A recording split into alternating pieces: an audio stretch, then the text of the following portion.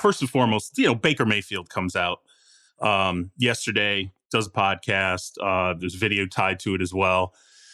And, he continues to repeat his dissatisfaction with the Cleveland Browns. I just wanted to ask what you thought of that. His dog obviously became the star, the star of the show. I think it's interesting, though. He keeps saying that he feels disrespected. Clearly, someone in this equation is lying, because the organization has come out and said, we told Baker we were on board with him. However, we were reserving the right, if what we deemed to be an elite level quarterback became available to us, we were going to explore that option. They felt like they relayed that to Baker. Baker saying, I was told one thing, and then they did the other. And that's why I'm where I am now.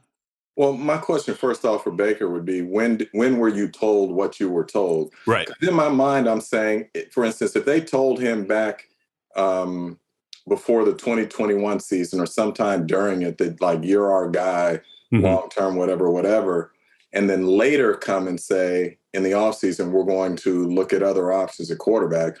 Is that what you're saying they lied about? Or are you saying, I'm just curious of his timeline. Did they tell you in the offseason that you're our guy, yada, yada, yada, and then all of a sudden they said, we're going to pursue other quarterbacks? So I would just want some clarification on the timeline from Baker's standpoint, because I do believe the Browns told his agent what their plans were. So I don't think that's in dispute.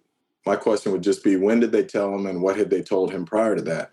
Having said that, I would say to Baker, if I were representing him, shut up. Just be quiet, because you're not doing yourself any favors here. The fact that no team at this point is willing to trade for you, and we can talk about the reasons why beyond just football, we can talk about the financial, but the fact that no team is willing to trade for you right now, a former number 1 overall pick who plays the most important position on the field, should tell you that your stature within the league is not as good or as high as you might think it is.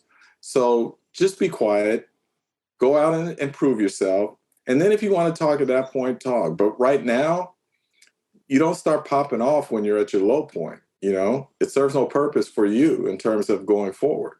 Yeah. And I'm, just to touch on what you said earlier, it was my understanding that at the combine, the meeting, there was obviously a meeting that took place between his representation and the team, and that they were told then, like, hey, yeah, we're on board with him. We're going to ride with him. However, look, if an elite level quarterback comes available, just know we're going to explore that, and that's going to be part of this. If that wasn't relayed to him, or he's not processing that, I don't know where the miscommunication is here. He may have known about it then, but let's say earlier.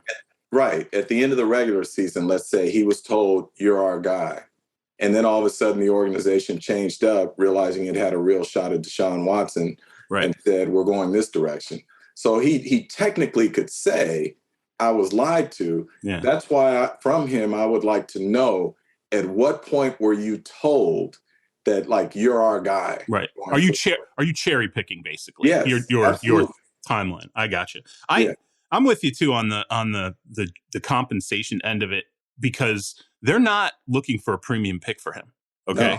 They're not. They will. We're talking like, this guy could get dealt for like a 5th rounder. Okay.